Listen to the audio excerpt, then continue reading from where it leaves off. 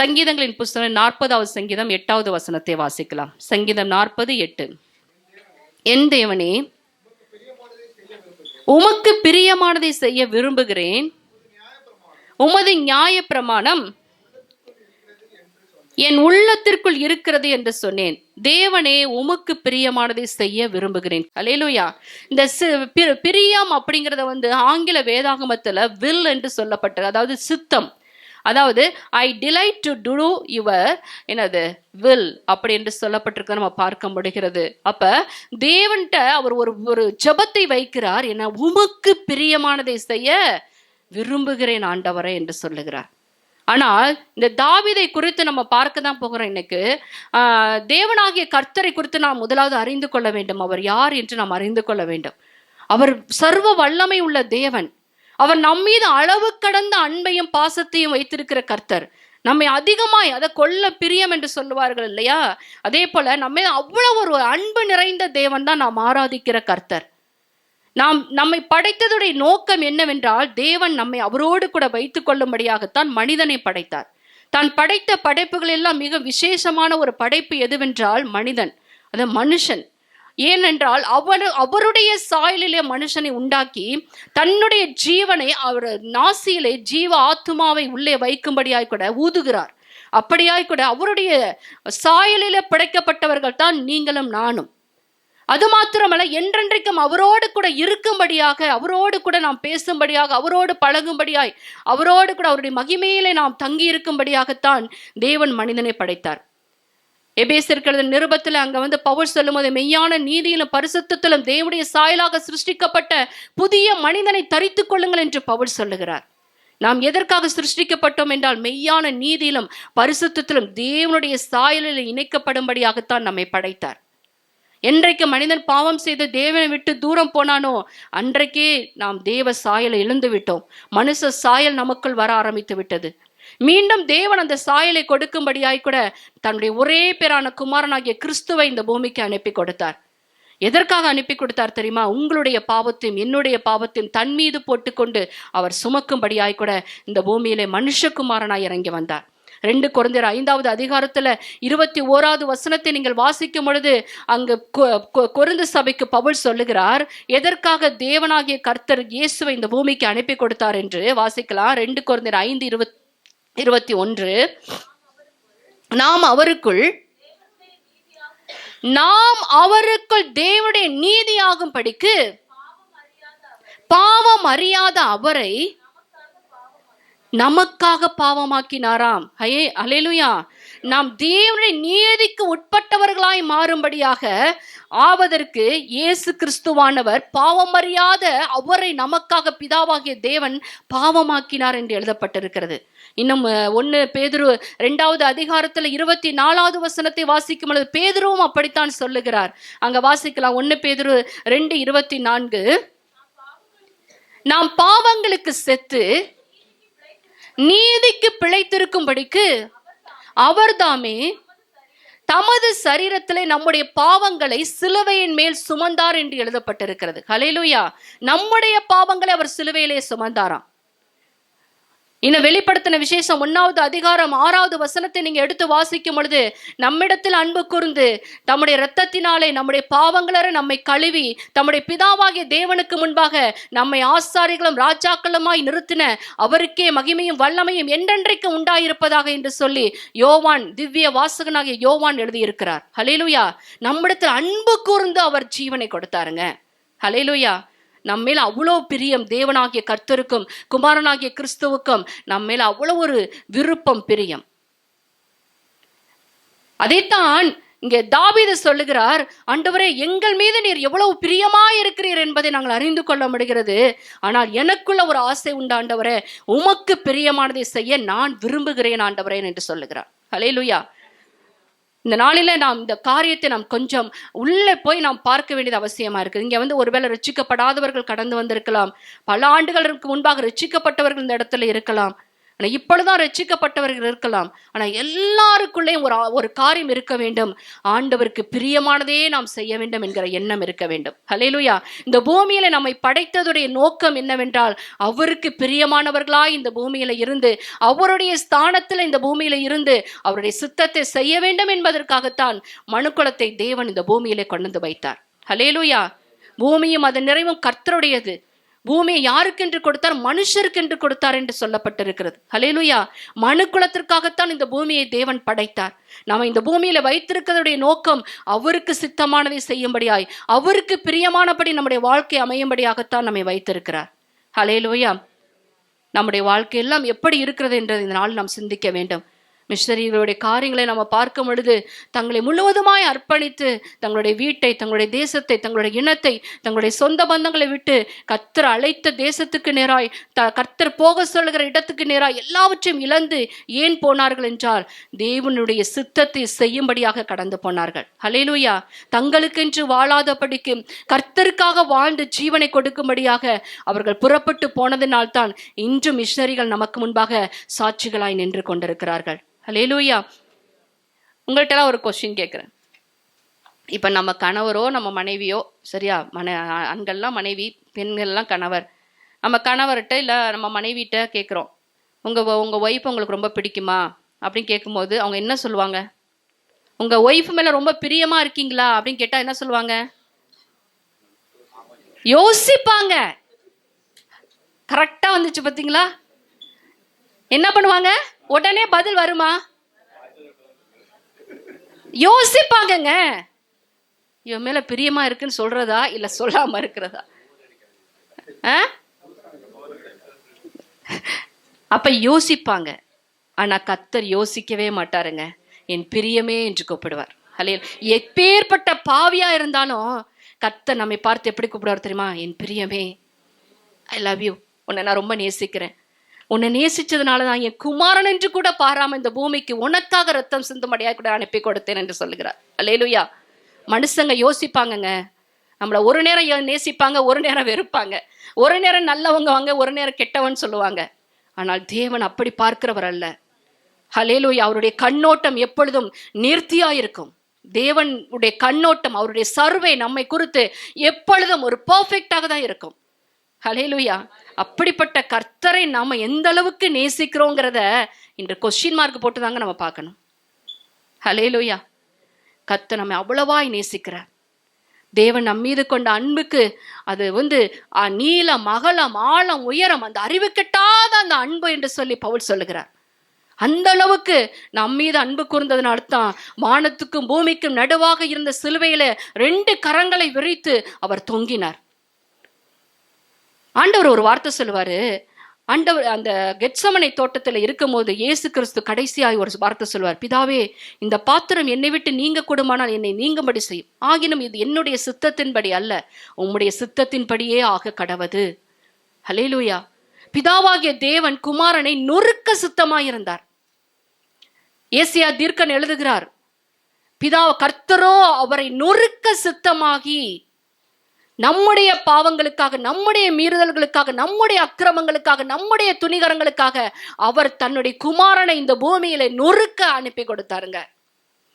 எப்படி ஒரு கிளாஸ் பாத்திரத்தை கீழே போட்டா நொறுங்குதோ, அதே போல இயேசு கிறிஸ்து நமக்காக நொறுக்கப்பட்டார், அடிக்கப்பட்டார், தண்டிக்கப்பட்டார், வாதிக்கப்பட்டார், அவமானப்படுத்தப்பட்டார், நிந்திக்கப்பட்டார். கள்ளர்கள் மத்தியிலே கள்ளனை போல அவர் தொங்க தன்னை அர்ப்பணித்திருந்தார். அடிக்க கொண்டு சென்றவர்கள் மத்தியில வாய் திறவாத ஆட்டை போல தன்னை அடிக்க ஒப்பு கொடுத்தார். தன்னுடைய தாடி மயிரை பிடித்து இழுக்கும் பொழுது அவர் அமைதியா இருந்தார். தன்னுடைய உதடுகளினால் அவர் சத்தம் காட்டவே இல்லை, எந்த கூக்குரலும் இடவே இல்லை. அவர் அமைதியா இருந்தார். ஏன்? பிதாவின் சித்தத்தை நிறைவேற்ற, பிதாவுடைய விருப்பத்தை நிறைவேற்ற அவர் தன்னை முழுவதுமாய் அர்ப்பணித்திருந்தார். இயேசு கிறிஸ்துவை எந்த அளவுக்கு நாம் தியானிக்கிறோம் என்று கேட்டால் நம்மளால் சொல்ல முடியாது. ஆனால் அவர் அவருக்கு முன்பாக நம்மை நிறுத்தி பார்க்கிற தேவன். உன் மதில்கள் எப்போதும் எனக்கு முன்பாக இருக்கிறது என்று சொல்லுகிறார். அவருடைய உள்ளங்கையிலே நம்மை பொறித்து வைத்து நம்மை நடத்துகிற தேவன். ஹல்லேலூயா. ஒரு பயம் கர்த்தரை குறித்து நமக்குள்ள இருக்க வேண்டும். நமக்குள்ள எவ்வளவு ஒரு நிர்விசாரங்கள், எவ்வளவு நமக்குள்ள ஒரு மேலோட்டமாய் தேவனுடைய காரியத்தை பார்க்கிறோம். முடிந்தால் செய்கிறோம், இல்லை என்றால் அதை தட்டி கழித்து விட்டு பின்பு பார்த்து கொள்ளுகலாம் என்று சொல்லி போகிறோம். ஆனால் இன்றைக்கு நான் இன்னும் மெசேஜுக்குள்ளே போல, வேதத்துள்ள பரிசுத்தவான்கள் எல்லாம் தேவனுடைய சித்தத்தை நிறைவேற்ற, அவருடைய இதய துடிப்பின் விருப்பத்தை நிறைவேற்ற தங்களை முழுவதுமாய் ஊற்றி கொடுத்தார்கள். ஹல்லேலூயா. பாஸ்டர் காலையில நோவாவை குறித்து சொன்னாங்க. அதுதான் என்னோட மெசேஜே இன்னைக்கு. ஒரு புறாவை வெளியே விடுறா, வெளில போய் பார்த்தா ஒரே பணங்கள், கால வைக்க இடமே இல்லை அந்த புறாவுக்கு. அது மீண்டும் திரும்பி நீதிமான் இருக்கிற இடத்துக்குள்ளே கடந்து வருகிறது. ஹல்லேலூயா. நீங்க எடுத்து வாசிங்க, ஆதியாகமம் புஸ்தகம் 6வது அதிகாரத்துல அதனுடைய 14வது வசனத்தை நீங்க முதலாவது வாசிக்கும் பொழுது கர்த்தர் ஒரு பேழையை உண்டாக்க சொல்லுகிறார். ஏன் என்று சொல்லுகிறார் என்றால், எபிரேயருக்கு நிருபம் 11வது அதிகாரத்துல 7வது வசனத்தை முதலாவது வாசிக்கும் பொழுது அங்கு கர்த்தருடைய காரியத்தை நாம் தெரிந்து கொள்ள முடியும். எபிரேயருக்கு நிருபம் 11:7, விசுவாசத்தினாலே நோவா தற்காலத்திலே காணாதவைகளை குறித்து தேவ எச்சரிப்பை பெற்று பயபக்தி உள்ளவனாகி தன் குடும்பத்தை ரட்சிப்பதற்கு பேழையை உண்டு பண்ணினான். அதனாலே அவன் உலகம் ஆக்கினைக்குள்ளானது என்று தீர்த்து விசுவாசத்தில் உண்டாகும் நீதிக்கு சுதந்திரவாளி ஆனான். ஹல்லேலூயா. காணாதவைகளை குறித்து ஒரு எச்சரிப்பு கடந்து வருகிறது நோவாவுக்கு. ஏனென்றால் நல்லா தெரிந்து கொள்ள வேண்டும், யாரெல்லாம் தேவனை உண்மையாய் தொழுது கொள்ளுகிறோமோ, தேவனை அண்டிக் கொண்டு பற்றி கொண்டு பிடித்து கொண்டு சார்ந்து கொண்டு கர்த்தரே எல்லாம் என் வாழ்க்கையில் என்று வாழ்ந்து கொண்டு இருக்கிறோமோ, அவர்களுக்கு சொல்லாமல் தேவன் இந்த பூமியில எதையும் செய்ய மாட்டார். ஹல்லேலூயா. தேவனுடைய முதல் நியாய தீர்ப்பு இந்த பூமிக்குள்ளே கடந்து வரப்போகிறது. தான் படைத்த மனிதனுடைய காரியங்கள் தேவனுடைய பார்வையில் விசனமாக்கப்பட்டு கொண்டிருக்கிறது. தேவன் கொதித்து எழும்புகிறார், நான் படைத்த மனிதர்களை நான் அழிக்கப் போகிறேன். ஆனாலும் நோவாவை அழிக்காதபடிக்கு அவனுக்கு ஒரு பாதுகாப்பை அவன் மூலமாகவே தேவன் உண்டாக்குகிறார். நீங்க ஆதியாகமம் புஸ்தகம் 6வது அதிகாரத்துல நீங்க திருப்பி வாசிக்க முடியும். நோவாவுக்கோ கர்த்தருடைய கண்களில கிருபை கிடைத்தது. தன் காலத்தில் வாழ்ந்த ஜனங்களுக்குள்ளே அவன் நீதிமான உத்தமனுமா இருந்து தேவனோடு சஞ்சரித்து கொண்டிருந்தான் என்று சொல்லப்பட்டிருக்கிறது. ஹல்லேலூயா. தேவனோடு சஞ்சரித்து கொண்டிருந்த ஒரு மனிதன். ஆலயம் கிடையாது, பிரமாணங்கள் கிடையாது, வேத புத்தகம் கிடையாது, நடத்தக்கூடிய ஆசாரியர்கள் கிடையாது. ஆனாலும் தேவனுடைய சத்தத்தை கேட்டு தேவனுடைய சித்தத்தை செய்ய தன்னை ஒப்பு கொடுத்ததினால தான் உலகத்தில் வந்த முதல் நியாய தீர்ப்புல அவன் தப்பித்து கொண்டான். அவன் மூலமாய் அவன் குடும்பமும் காக்கப்பட்டது. ஆண்டவர் ஒரு வார்த்தையை சொல்லுவாரு. ஆதியாகமம் 7:1 வாசிச்சு பாருங்களேன், ரொம்ப அழகா பியூட்டிஃபுல்லா இருக்கும். கர்த்தர் நோவாவை நோக்கி, நீயும் உன் வீட்டார் அனைவரும் பேழைக்குள் பிரவேசியுங்கள். இதை அண்டர்லைன் பண்ணிக்கங்கப்பா. இந்த சந்ததியில் உன்னை எனக்கு முன்பாக நீதிமானாக கண்டேன் என்று ஆண்டவர் சொல்லுகிறார். ஹல்லேலூயா. உங்களுக்குலாம் அதோட இது தெரியல, வேல்யூ தெரியல ஆண்டவர் சொல்ற வார்த்தை. ஆமென். இந்த சந்ததியில் உன்னை எனக்கு முன்பாக நீதிமானாக கண்டேன் என்று வானாதி வானங்கள் கொள்ளாத தேவனுடைய வாயிலிருந்து நோவாவை குறித்து ஒரு சாட்சி கடந்து வருகிறது. ஹல்லேலூயா. ஏன் அவன் குடும்பத்தை நீதிமானாய் கண்டேன் என்று சொல்லவில்லை, நோவாவை நீதிமானாய் கண்டது நிமித்தம் அவனுடைய குடும்பம் காக்கப்படுகிறது. ஹல்லேலூயா. ஒரு பேழையை உண்டாக்கு என்று 6:14 சொல்லுகிறார். 6:21 நீங்க வாசிக்கும் பொழுது நோவா அப்படியே செய்கிறான். எந்த ஒரு மாறுத்தரம் சொல்லவே இல்லை. 22வது வசனத்துல அவன் அப்படியே செய்கிறான். நோவா அப்படியே செய்தான். தேவன் தனக்கு கட்டளையிட்டபடி எல்லாம் அவன் செய்து முடித்தான் என்று சொல்லப்பட்டிருக்கிறது. கர்த்தர் ஒரு ஸ்கெட்சு தாங்க போட்டாரு, ஆனால் நோவா அதை செய்து முடித்தான். ஹல்லேலூயா. இன்னும் நீங்க ஆபிரகாமை எடுத்துக்கொள்ளுங்கள், மோசேயை எடுத்துக்கொள்ளுங்கள். கர்த்தர் எதை சொன்னார் அதை அப்படியே செய்தார்கள். அதனால தான் அவர்களுடைய வாழ்க்கையில என்னென்ன நடக்க போகிறது, இனி என்ன நடக்க போகிறது, உங்களை கொண்டு நான் என்ன செய்ய போகிறேன் என்கிற காரியத்தை எல்லாம் தேவனே டைரக்டாய் வந்து அவர்களோடு பேசுகிறவராய் காணப்பட்டார். ஆபிரகாமுக்கு தரிசனத்திலே கர்த்தருடைய வார்த்தை உண்டானது. எபிரேயருக்கு நிருபம் 11வது அதிகாரம் 8வது வசனத்துல நீங்க வாசிக்கும் பொழுது ஆபிரகாமை குறித்து அங்க பார்க்க முடியும். 11:8, விசுவாசத்தினாலே ஆபிரகாம்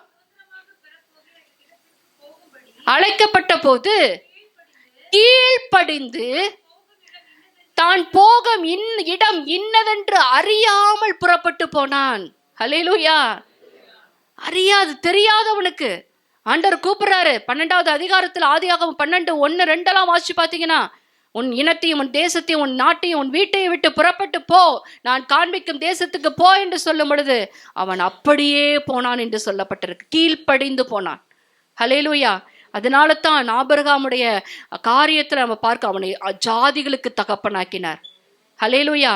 நோவா கீழ்ப்படிந்து, கர்த்தருடைய வார்த்தைக்கு கீழ்ப்படிந்து அவருடைய சித்தத்தை அவன் செய்தபடியினால அந்த வெள்ளம் வரும் பொழுது அவனும் அவன் குடும்பத்தாரும் அங்கு பேழைக்குள்ளே காக்கப்பட்டார்கள். மீண்டும் இந்த பூமியிலே அவங்க வெளியே வரும் பொழுது அவர்கள் மூலமாய் பூமி நிரப்பப்பட்டது. ஹல்லேலூயா.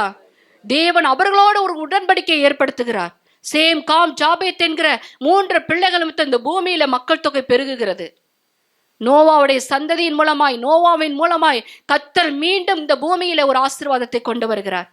இதற்கு அடிஸ்துவாரமாய் இருந்தது என்னவென்றால், நோவா கர்த்தருக்கு கீழ்ப்படிந்து கர்த்தருடைய சத்தத்தை கேட்டு அவன் நீதிமானாய் உத்தமனாய் கர்த்தரோடு சஞ்சரித்து நடந்து கர்த்தருக்கு பிரியமானவைகளை செய்தபடியினாலே அவன் முதல் நியாய தீர்ப்புக்கு தப்பிக்கொள்கின்றது மாத்திரமல்ல, அவன் குடும்பமும் காக்கப்பட்டது. அவன் மூலமாய் மீண்டும் பூமியிலே ஒரு பழுகி பெருகும்படியாய் கூட, ஜனத்தொகை உண்டாகும்படியாய் கூட கர்த்தர் அவன் மூலமாய் ஒரு பெரிய ஆசீர்வாதத்தை கட்டளையிட்டார். ஹல்லேலூயா. நோவாவுக்கோ கர்த்தருடைய கண்களில் கிருபை கிடைத்தது என்று ஒரு வசனம் இருக்காங்க. இந்த கிருபை எப்படிங்க கிடைக்கிறது? உங்களை எல்லாம் இன்னைக்கு நான் கை தூக்க சொல்ல மாட்டேன். யாரெல்லாம் அதிகாலையில் எழுந்து ஜெபித்துட்டு வந்தீங்கன்னு எனக்கு தெரியாது. ஒருவேளை நேற்று இருந்த பிஸியில் இன்னைக்கு ஜெபிக்காம கூட கடந்து வந்திருக்கலாம். வேலைக்கு போயிட்டு வந்து டயர்டு, தூக்கம். சரி, காலை சர்ச்சுக்கு தானே போகிறோம், அங்கே போய் தேவனை துதித்துக் கொள்ளலாம், ஆராதித்துக் கொள்ளலாம், நான் தப்பா சொல்லலை. ஆனால் கிருபை யாருக்கு தேவன் கொடுக்கிறார் என்றால், அதிகாலையில அவரை தேடுகிற பிள்ளைகளுக்கு. சங்கீதம் 143:8 வசனத்தை நீங்க வாசிச்சு பார்த்தீங்களா? அதிகாலையில் உமது கிருபையை கேட்க பண்ணும் ஆண்டவரே என்று சங்கீதக்காரன் சொல்லுகிறான். அதிகாலையில தான் அவருடைய கிருபையை தேவன் கொடுக்கிறார். இந்த நோவாவுக்கு கர்த்தருடைய கண்களில் கிருபை கிடைத்தது என்று இந்த வசனத்தை ஏன் ஆவியானவர் மென்ஷன் பண்ணி இருக்கிறார் என்றால், ஒவ்வொரு நாளும் அதிகாலையில் அவன் முதலாவது சந்தித்த நபர் தேவன். ஹல்லேலூயா. அது மாத்திரமல்ல, அவருடைய கண்களுக்குள்ள கிருபையை பெற்றுக்கொண்டவன் தான் அவன். எத்தனை பேர் நம்ம இந்த நாளில அவருடைய கிருபையை பெற்றுக்கொண்டு இங்க வந்து உட்கார்ந்து இருக்கிறோம்? ஹல்லேலூயா. ஹல்லேலூயா. ஆண்டவர் பாஸ்டர் சொன்னாங்க, கர்த்தர் எதெல்லாம் விரும்புகிறார் என்று. அவர் பரிசுத்தத்தை விரும்புகிறார். நாம் அவருக்காக வாழ வேண்டும் என்பதை விரும்புகிறார். நாம் அவருக்காக சாட்சியாய் வாழ வேண்டும் என்று விரும்புகிறார். நானும் கர்த்தர் கொடுத்த பிள்ளைகளும் அவருக்காக அடையாளங்களாய் இருக்க வேண்டும் என்று விரும்புகிறார். வேதத்துல கர்த்தருக்கு எதெல்லாம் பிரியம் என்று நீங்க போய் பார்த்தீங்கன்னா, உண்மையாய் அவரை தேடுகிறவர்களுக்கு அவர் பிரியமாய் இருக்கிறார். ஹல்லேலூயா. உண்மை அவருக்கு பிரியம். நாம் உண்மையா இருக்கிறோமா? நம்முடைய வாழ்க்கை உண்மையா? கர்த்தருக்கு, மனுஷனுக்கு முன்னாடி நான் பேசவே இல்லைங்க, கர்த்தருக்கு முன்பாக நாம் ஒரு திறந்த புஸ்தகமாக நாம் இருக்க வேண்டும். ஏனென்றால் நம்முடைய உள்புறத்தையும் வெளிப்புறத்தையும் பார்க்கிறவர் அவர் ஒருவர் மாத்திரமே. மனிதன் முகத்தை பார்க்கிறான், தேவனோ இருதயத்தின் உள்ளிந்திரியங்களை ஆராய்ந்து அறிகிற கர்த்தர். நம்முடைய சிந்தையில அந்த எண்ணங்கள் தோன்றுவதற்கு முன்னவே நம்ம என்ன பேச போறோம், என்ன செய்ய போகிறத அறிந்திருக்கிற அனந்த ஞானம் உள்ள கர்த்தர் தான் நாம் ஆராதிக்கிற தேவன். அவ்வளோ ஒரு வல்லமை உள்ள கர்த்தர். நீதியும் நியாயமும் செய்வதே பிரியம் என்று சொல்லுகிறார். உண்மையாய் அவரை தேடுகிறவர்களுக்கு அவர் பிரியமாய் இருக்கிறார். செம்மையானவர்களுடைய ஜெபம் அவருக்கு பிரியமாய் இருக்கிறது. இப்படி சொல்லிக்கொண்டே போகலாம் கர்த்தர் எதெல்லாம் பிரியப்படுகிறார் என்று. நம்முடைய வாழ்க்கையில கர்த்தர் பிரியப்பட வேண்டும் என்றால், அங்கே தாவீது சொன்னது போல, கர்த்தாவே தேவனே உமக்கு பிரியமானதை செய்ய விரும்புகிறேன். ஹல்லேலூயா. இந்த 143:10 அதை சொல்லுவார். வாசிங்க. 143:10. உமக்கு பிரியமானதை செய்ய எனக்கு போதித்தருளும், நீரே என் தேவன், உம்முடைய நல்ல ஆவி என்னை செம்மையான வழியிலே நடத்துவாராக. இந்த தாவீது பிறப்பதற்கு முன்பே தேவனால் நற்சாட்சி பெற்றவன். பிறக்கவே இல்லை இந்த பூமியில. ஆனால் இவனை குறித்து தேவன் சொல்லுகிறார். அப்போஸ்தலர் நடவடிக்கைகள் 13வது அதிகாரத்துல 22வது வசனத்துல நீங்க வாசிச்சு பார்த்தீங்கன்னா, இவன் என்னுடைய இருதயத்துக்கு ஏற்றவன், என்னுடைய சித்தத்தின்படி எல்லாம் இவன் செய்வான் என்று சொல்லி அவனை குறித்து சாட்சியும் சொல்லுகிறார் கர்த்தர். எப்பொழுது என்றால் அவன் பிறக்கவே இல்லை. 1 சாமுவேல் 13வது அதிகாரத்துல 14வது வசனத்தை நீங்க வாசிச்சு பார்த்தீர்கள் என்றால் அங்கு சாமுவேல்கிட்ட சொல்லுவார், நான் ஏற்படுத்தின சவுலை தள்ளிவிட்டு என்னுடைய ஜனங்களை ஆளும்படியாய் கூட ஒரு ராஜாவை நான் ஏற்படுத்தி இருக்கிறேன். இன்னும் பிறக்கவே இல்லை தாவீது. ஹல்லேலூயா. பிறப்பதற்கு முன்பாகவே ஒருவன் இந்த பூமியில வருவான். அவன் என் இருதயத்துக்கு ஏற்றவனாய், என்னுடைய சித்தத்தை செய்கிறவனாய், என்னுடைய பிரியத்தை நடப்பிக்கிறவனாய் இருப்பான் என்று தேவன் ஒரு மனிதன் நம்புறாரு பாருங்களேன். ஹல்லேலூயா. உங்களை என்னை கர்த்தர் நம்ப முடியுமாங்க? நாம் கர்த்தருடைய நம்பிக்கைக்கு பாத்திரவான்களாய் இருக்கிறோமா? ஏதோ ஒரு சின்ன ஒரு காரியத்தை செய்து விட்டால் நமக்குள்ள எவ்வளவு ஒரு பெருமைகள் வந்து விடுகிறது. ஆனால் தேவன் வானாதி வானங்கள் கொள்ளாத கர்த்தர், அவருடைய ஸ்தானத்துல இந்த பூமியில இருந்து அவருடைய சித்தத்தை செய்யக்கூடிய உண்மையான ஆத்துமாக்களை அவர் தேடிக்கொண்டிருக்கிறார். ஹல்லேலூயா. தன்னுடைய காரியத்தை வைத்துவிட்டு தேவனுடைய காரியத்தை செய்யும்படியான கூட ஜனங்களை கர்த்தருடைய கண்கள் தேடிக்கொண்டிருக்கிறது. ஹல்லேலூயா. தேவன் யார் என்பதை நாம் புரிந்து கொள்ள வேண்டும். முதலாவது அவர் நம்மை குறித்து என்ன செய்ய சித்தமா இருக்கிறார் என்பதை நாம் புரிந்து கொள்ள வேண்டும். தாவீதை குறித்து தான் சொல்லிட்டாரு, அவன் என் இருதயத்துக்கு ஏற்றவன், என் சித்தத்தின்படி எல்லாம் செய்வான்னு. ஆனா ஏன் இவருக்கு இப்படி ஒரு ஜெபம்? தேவனே உமக்கு பிரியமானது செய்ய. ஏற்கனவே தாவீதை, நீ ஏற்கனவே ஆண்டவரால முத்திரை போடப்பட்டப்பா, நீ அவருக்கு பிரியமானதான் செய்வ. ஆனாலும் தாவீதுடைய ஜெபம் பாருங்க, உமக்கு பிரியமானதை செய்ய எனக்கு போதித்தருளும், எனக்கு கற்றுத்தாரும், உம்முடைய நல்ல ஆவி என்னை எப்போது செம்மையான வழியில நடத்திரட்டுன்னு சொல்லி தாவீது ஜெபிக்கிற ஜெபத்தை பார்க்க முடிகிறது. ஹல்லேலூயா. நம்முடைய ஜெப வாழ்க்கையில கர்த்தர் பிரியப்படுகிறாரா? நம்முடைய வேத தியானத்துல கர்த்தர் பிரியப்படுகிறாரா? இன்னைக்கு காலையில ஒரு வசனத்தை தேவன் காட்டினார். உபாகம் 28வது அதிகாரத்துல முதல் வசனத்துல இங்க பார்க்கும் பொழுது, அவருடைய சத்தத்துக்கு நாம் கவனமாய் செவி சாய்த்தால் அவர் எல்லா ஆசீர்வாதங்களையும் நமக்கு தர. வாசிங்க 28:1. இன்று நான் உனக்கு விதைக்கிற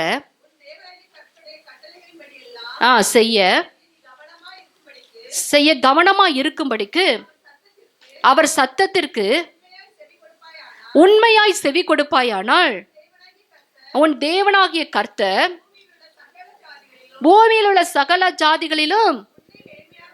இதை சொல்லிட்டு கீழே பார்த்தீங்கன்னா அநேக ஆசீர்வாதங்களை தேவன் சொல்லுகிறார். அதன் பிறகு நீங்க 14வது வசனத்துக்கு வரும்போது கட்டளையை கை கொள்ளாததினால் வரப்போகிற சில சாபங்களையும் எழுதி வைத்திருக்கிறார். அதெல்லாம் படித்தா அப்படியே இருதயம் நடுங்குகிறது. ஆண்டவர் இப்படி கூட உங்களால் செய்ய முடியுமா என்று. அதுல ஒரு வசனத்தை தேவன் காட்டும் பொழுது 47வது வசனத்தை வாசிங்க.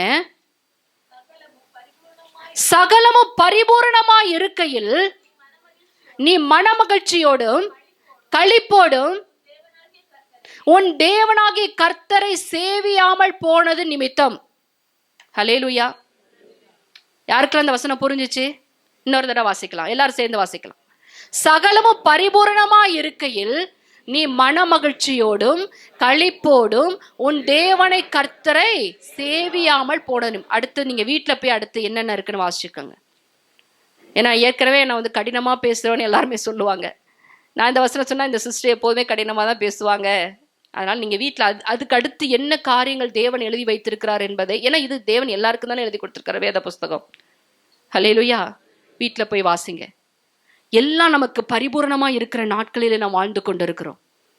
உலகமோ மிகப்பெரிய தத்தளிப்புக்குள்ளே கடந்து கொண்டு இருக்கிறது. நம்ம ஒரு நல்ல ஒரு கம்ஃபர்ட் ஜோன்ல இருக்கிறதுனால வெளியில என்ன நடக்குங்கிறத நம்ம கண்ணீர் ஏறிட்டு பார்க்கறது கிடையாது. உலகம் அவ்வளோ ஒரு தத்தளிப்புக்குள்ள நகர்ந்து கொண்டு இருக்கிறது. கொஞ்சம் யோசிச்சு பாருங்க. ஏன்னா நான் சொன்னது போல சகலமும் பரிபூர்ணமா இருக்கிற நாட்கள்ல நம்ம இருக்கிறோம். ஆண்டவராக இயேசு கிறிஸ்து சொன்னார், பகற்காலம் இருக்கு மட்டும் நான் உங்கள் மத்தியிலே ஊழியம் செய்ய வேண்டும், ஒருவரும் கிரியை செய்யக்கூடாத ராக்காலம் வரப்போகிறது என்று ஆண்டவரே சொன்னார். ஹல்லேலூயா. நீங்க எரேமியா 12 கூட அவர் ஒரு காரியத்தை சொல்லுவார். எரேமியா 12வது அதிகாரத்தை திருப்பிக் கொள்வோம். கொஞ்சம் கடினமாகத்தான் இருக்கும், ஆனால் இதெல்லாம் தேவை, அவசியம், சபைக்கு தேவை, இதை புரிந்து கொள்ள வேண்டும். அதனால எடுத்து வாசிக்கலாம்.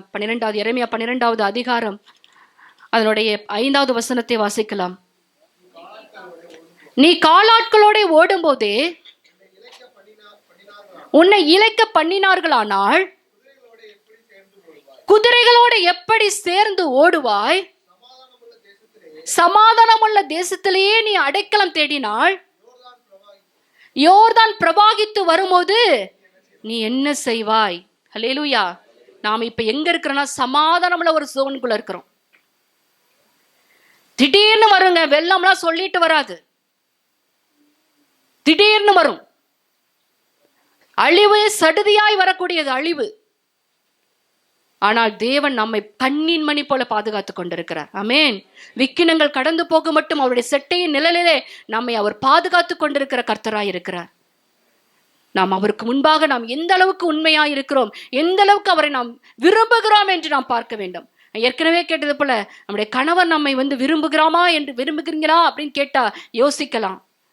நம்முடைய பிள்ளைகள் ஏதோ ஒரு காரியத்தில் நம்ம திட்டி இருப்போம், அடிச்சிருப்போம், அதையே இருதயத்துக்குள்ள வைத்து கொண்டு நீ எல்லாம் ஒரு அம்மாவான்னு கேட்கக்கூடிய காலத்துல வாழ்ந்து கொண்டிருக்கிறோம், நீ எல்லாம் ஒரு அப்பாவான்னு கேட்கக்கூடிய காலத்துல வாழ்ந்து கொண்டிருக்கிறோம்.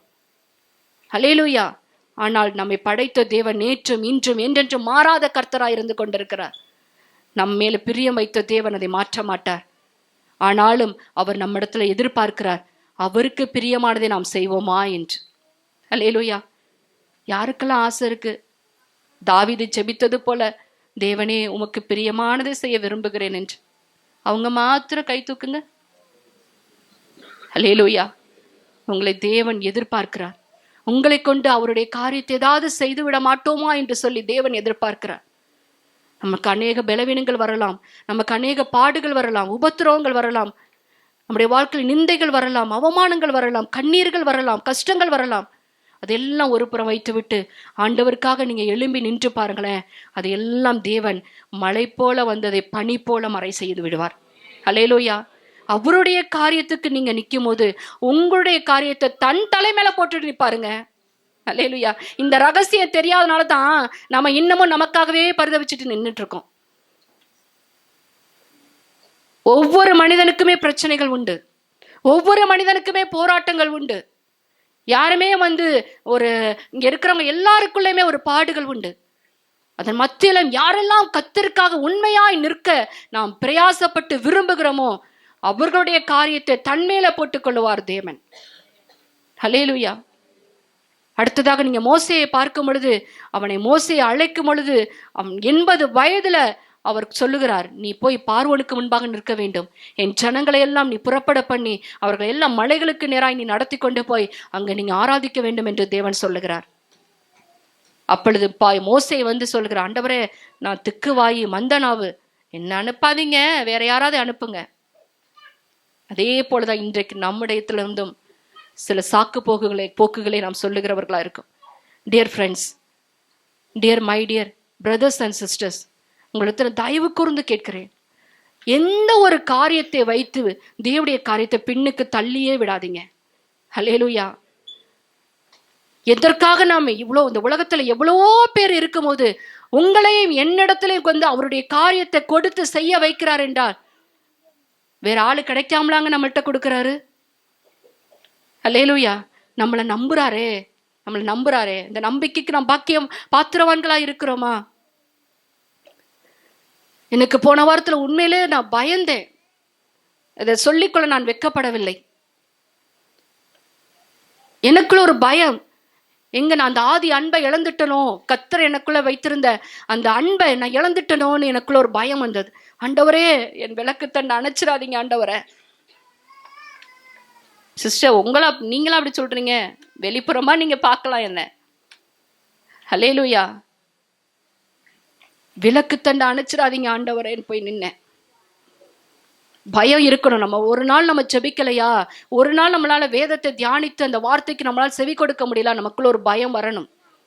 ஏதோ சம்திங் ராங், கர்த்தரை விட்டு நான் தூரம் போயிட்டேன், கர்த்தரை விட்டு என்ன அவருடைய பிரசனத்துக்கு விலகி நிற்கிறேன் என்று சொல்லி தாவீது ஒரு ஜெபத்தை ஏறெடுக்கிறேன். ஏன் தெரியுமா? அவன் மேல தேவன் அவனுக்கு சொன்னார், உன்மேல் என் கண்ணை வைத்து நான் உனக்கு ஆலோசனை சொல்லுவேன், நீ நடக்க வேண்டிய வழியை நான் உனக்கு போதிப்பேன் என்று ஆண்டவர் சொல்லி வைத்திருந்தார். அவன் ஒரு பாவம் செய்த பொழுது அவன் உணர்வற்றவனாய்த்தான் அந்த நேரத்துல இருந்தான். ஏனென்றால் தாவீது கர்த்தருடைய இருதயத்துக்கு ஏற்ற ஒரு மனிதன். அவன் ஒரு காரியத்துல தவறும் பொழுது கர்த்தர் அவனை விட்டுவிடாத படிக்க மீண்டும் அவருடைய பிரசன்னத்துக்குள்ள கொண்டு வர கர்த்தர் ஒரு நாத்தான் தீர்க்கதரிசி அனுப்புகிறார். இப்போ எல்லா காரியத்திலும் தாவீதை டைரக்டா ஆண்டவர் தான் பேசுவார். இந்த காரியத்தை பேச ஆண்டவர் அவர் விரும்பல. நான் போய் இதை தாவீதை சொல்ல மாட்டேன், நாத்தான் நீ போய் சொல்லு. போய் சொல்லு, இந்த மாதிரி அவன் செய்த காரியத்தை விலக்கி சொல்லு அப்படின்னு சொல்லும் பொழுது அவன் யாரையோ நினைச்சுக்கிட்டான். ஒரு ஆட்டுக்குட்டி இருந்துச்சான், அது மடியில வந்துச்சான், அவனை கொண்டு போடணும் அப்படின்னு சொல்லுவாங்க. நீ தான்ப்பா அது, தாவீது யாரும் இல்லை, நீ தான் அது. அதை கேட்ட உடனே அவன் ஓடி போன இடம் தேவ சமூகம். ஹல்லேலூயா. தேவ சமூகத்துக்கு ஓடி போய் விழுந்து கடந்தான். ஆண்டவருடைய சமூகத்துல உன்னுடைய நல்ல ஆவியை என்னை விட்டு எடுத்து, உன்னுடைய சமூகத்தை விட்டு என்னை தள்ளாமலும் உன்னுடைய நல்ல ஆவியை என்னை விட்டு எடுத்துக்கொள்ளாமலும் இரும் என்று சொல்லி அவன் அழுது கண்ணீர் விட்டு ஜெபிக்கிறவனாய் காணப்பட்டான். நான் பாதகருக்கு உடைய வழியை தெரிவிக்கணுமே ஆண்டவரே, என்னுடைய பாவத்தை மன்னிச்சிருங்கப்பா, ரட்சணியத்தில் சந்தோஷத்தை என்னை விட்டு எடுத்துடாதீங்க ஆண்டவரே, உடைய சமூகத்தை விட்டு என்ன தள்ளிடாதீங்க ஆண்டவரே, மிகுந்த கிருபையின்படி எனக்கு இறங்கிருங்கப்பா, இரக்கங்களின்படி ஆய்கூட என் மீறுதல் நீங்க என்ன மன்னிச்சிருங்க ஆண்டவரே, ஈசோப்பினால என்னை கழுவி சுத்திகரிங்கப்பா, இப்பொழுதே நான் வெண்மையாவேன், உறைந்த மலையிலே போல வெண்மையாயிருவேன் ஆண்டவரே, என்னை கழுவிருங்க, என்னை கழுவிருங்க, மீன் என்ன சேர்த்துருங்க, நிலைவரமான ஆவி என் உள்ளத்திலே தந்து என் உள்ளத்தை புதுப்பியும் என்று சொல்லி அவன் கேட்கிறான். ஹல்லேலூயா. கர்த்தருடைய சமூகத்துக்கு ஓடி போனது நிமித்தம்தான் அவன் அநேக நன்மைகள் அவன் பெற்றுக்கொண்டான். சாலமோன் ஒரு காரியத்தை சொல்லுவாரு. 1 ராஜாக்கள் 3வது அதிகாரத்துல அவருடைய 6வது வசனத்தை வாசிக்கலாம். 1 சாமுவேல் 3வது அதிகாரம் அதோடைய 6வது வசனம். சீக்கிரம்.